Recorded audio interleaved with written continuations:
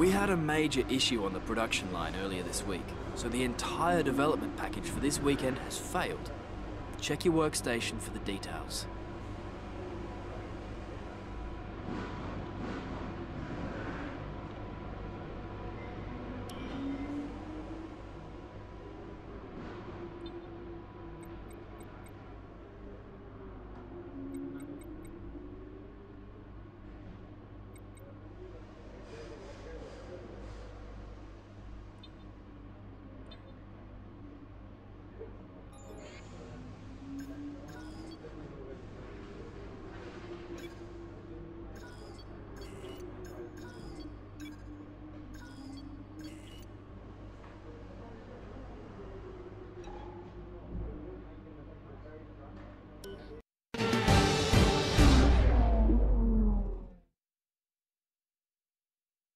We're here at the magical Circuit de Monaco for one of the most challenging qualifying sessions on the Formula One calendar. Who can add their name to the illustrious list of Monte Carlo pole sitters here today? Now then, Anthony Davidson, you're not getting any younger, but you have been involved in your fair share of qualifying sessions in an illustrious 30-year career. How do you deal with the pressure when you have that one chance to deliver a perfect lap? It's not so much about dealing with the pressure, it's more about how you approach the risk and just how much of it are you willing to take. You're constantly balancing the car on the edge of grip from braking, cornering and traction. And over the course of a lap, it's easy to get that balance wrong. And that's why achieving the perfect lap is almost impossible. As you say, I've been doing this 30 years now, and it never gets any easier.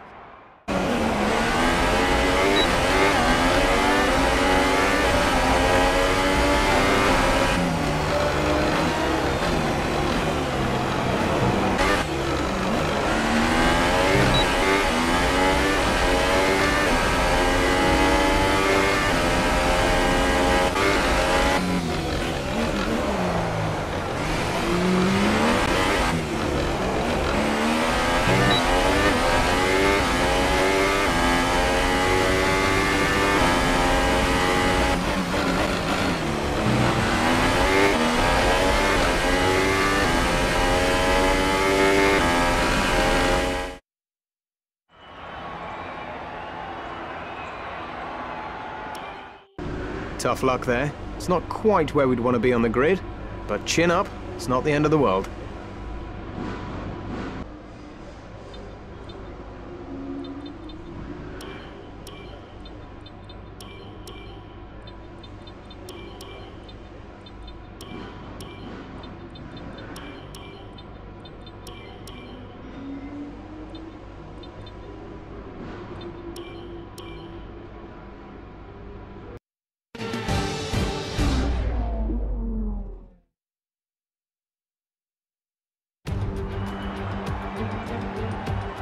A proper road race, and in the true meaning of the word.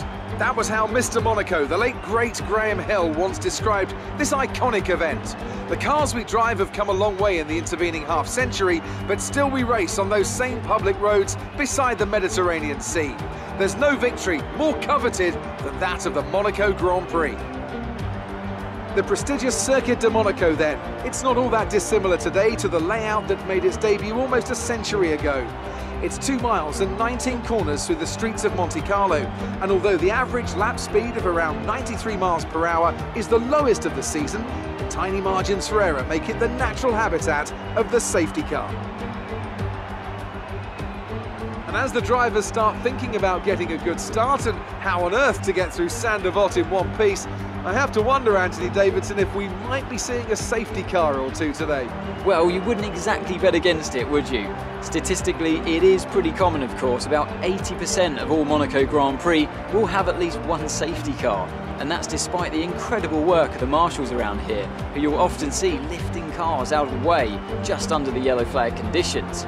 The teams will always plan for the worst case scenario though, and they'll be making sure various caution periods are built into their strategy models for the race. We're almost ready to go then, and this is what the starting grid looks like for today's race. Good job yesterday from Valtteri Bottas. The Finn starts from pole position, and Max Verstappen lines up alongside. Looking down the rest of the grid, we have Hamilton, Vettel, Kimi Raikkonen and Alonso. Ricciardo, Hülkenberg, Magnussen and Carlos Sainz, Van Dorn, Perez, Esteban Ocon and Grosjean, Leclerc, Hartley, Lance Stroll and Marcus Ericsson, Sirotkin and Joker. And now it's time to head down to the track. No heroics into Saint-Devote, please. We're in amongst the pack and just need to stay in one piece.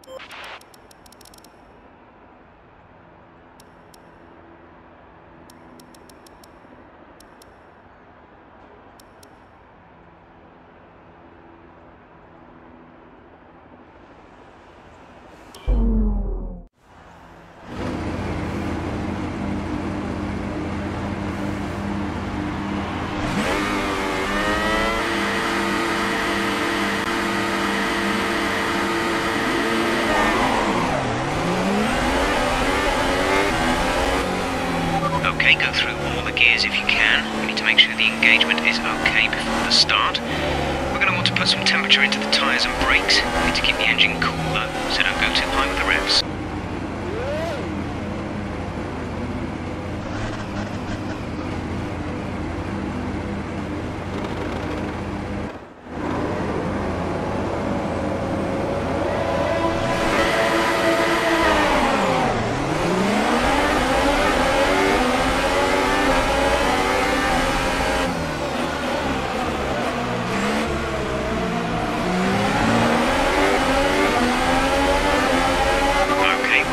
Start phase. Now let's build on it.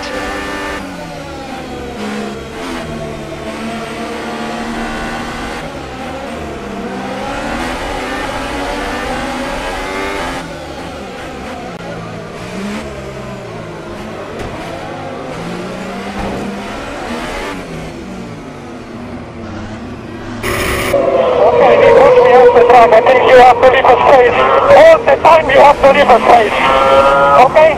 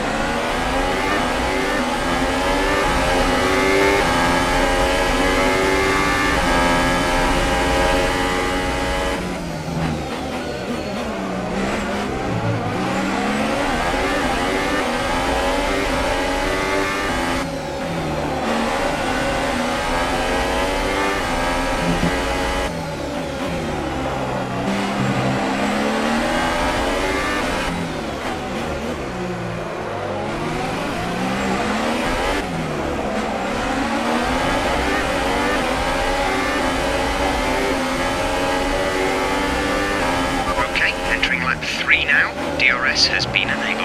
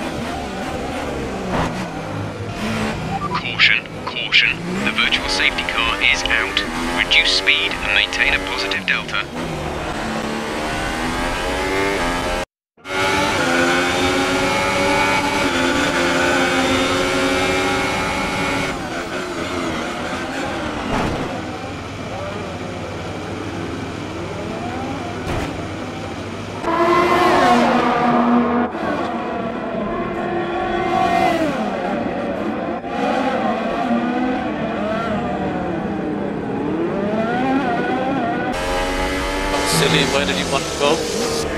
Okay, slow down, slow down. Your delta is negative, which means you are too fast. Reduce your pace.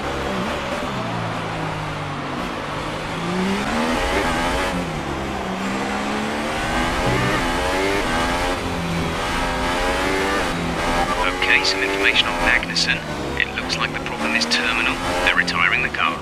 Virtual safety car is ending. Maintain your pace until the green flag. VSC ending. Wait for green. Okay, clear.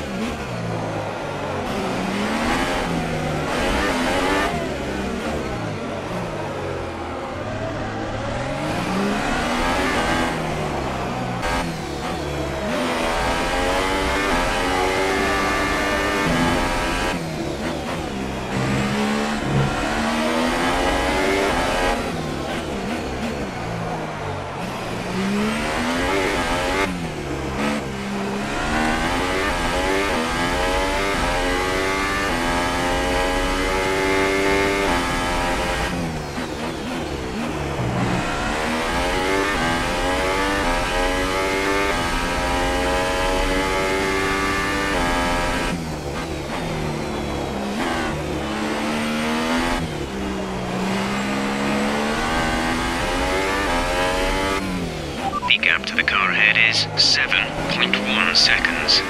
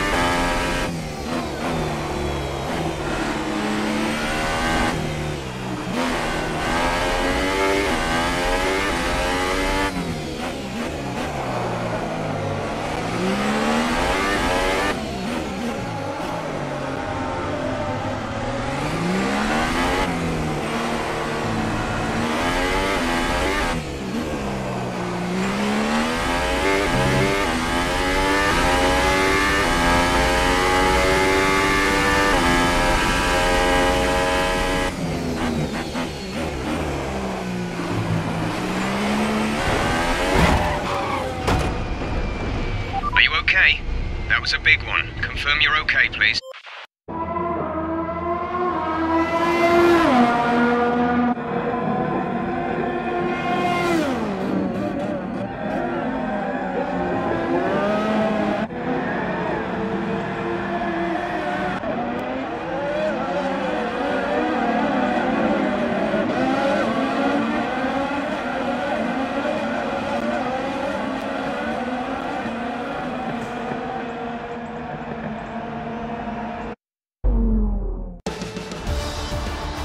So Mercedes have won it, and what a great race it was.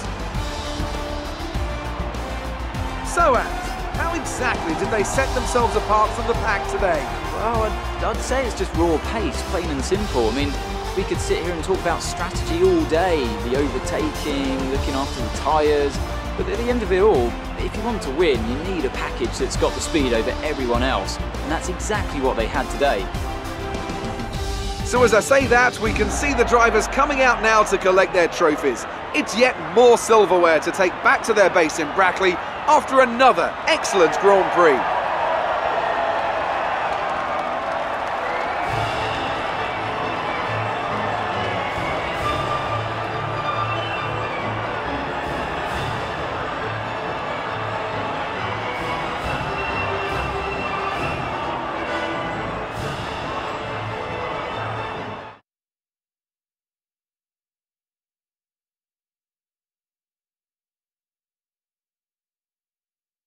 And now let's take a look at the driver's standings. Kimi Raikkonen takes over the lead of the Drivers' Championship after that excellent result. Now then, Anthony Davidson, who was your driver of the day? It's got to be Romain Grosjean. He was in another league for me today, really impressive. And now let's take a look at the Constructors' standings. We saw a dip in form from the championship leaders today. Their lead has taken a significant blow. It was also a strong Grand Prix from Haas F1 this weekend. Fantastic work from the American team to move themselves further up the table. There'll be plenty more twists and turns to come this season. I hope you can join us at the next race to see just who will come out on top.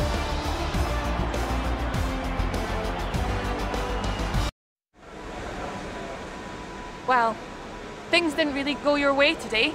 Tell us what happened. That crash looked pretty serious. Can you walk me through what happened?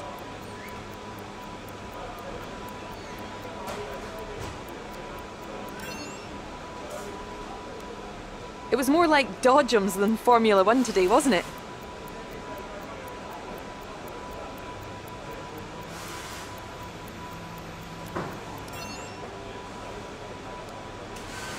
Appreciate your time.